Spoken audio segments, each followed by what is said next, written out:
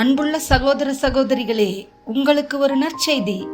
நாம் வரவிருக்கும் 2025 ஆண்டு ஜனவரி 1 365 நாட்களுக்கும் 365 தலைப்புகளின் கீழ் வேத வசனங்களை வாசித்து பகிர இருக்கிறோம்.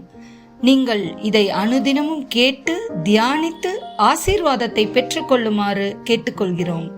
அது மட்டுமல்ல, இதை சப்ஸ்கிரைப் செய்து உங்கள் நண்பர்களிடமும் பகிர்ந்து கொள்ளுமாறு அன்புடன் கேட்டுக்கொள்கிறோம். நன்றி.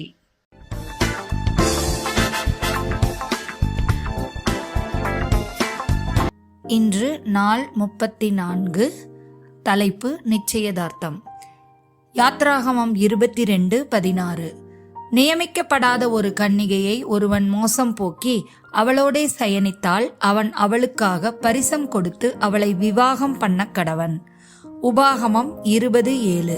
ஒரு பெண்ணை தனக்கு நியமித்து கொண்டு அவளை விவாகம் பண்ணாதிருக்கிறவன் எவனோ அவன் தன் வீட்டுக்கு திரும்பி போக கடவன். அவன் யுத்தத்திலே செத்தால் வேறொருவன் அவளை விவாகம் பண்ண வேண்டியதாகும் என்று சொல்ல வேண்டும். உபாகமம் 22, 23, 25 வரை, 27 29 வரை. கன்னிகையான ஒரு பெண் ஒருவனுக்கு நியமிக்கப்பட்டிருக்கையில் மற்றொருவன் அவளை ஊருக்குள்ளே கண்டு அவளோடே சயனித்தால், அப்பொழுது அந்த பெண் ஊருக்குள் இருந்தும் கூக்குரலிடாததிருந்ததினாலும் அந்த மனிதன் பிறனுடைய மனைவியை கற்பழித்தபடியினாலும் இருவரையும் அந்த பட்டணத்து வாசலுக்கு முன் கொண்டு போய் அவர்கள் மேல் கல்லெறிந்து கொல்லக் கடவீர்கள்.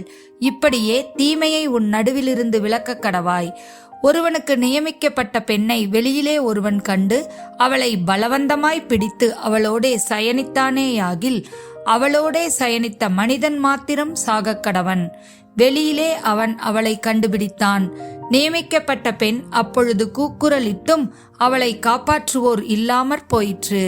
நியமிக்கப்படாத கன்னியஸ்திரீயாகிய ஒரு பெண்ணை ஒருவன் கண்டு கையை பிடித்து அவளோடே சயனிக்கையில் அவர்கள் கண்டுபிடிக்கப்பட்டால் அவளோடே சயனித்த மனிதன் பெண்ணின் தகப்பனுக்கு 50 வெள்ளிக்காசை கொடுக்க கடவன். அவன் அவளை கற்பழித்தபடியினாலே அவள் அவனுக்கு மனைவியாய் இருக்க வேண்டும். அவன் உயிரோடு இருக்கும் அளவும் அவளை தள்ளிவிடக் கூடாது. லூக்கா 1:26.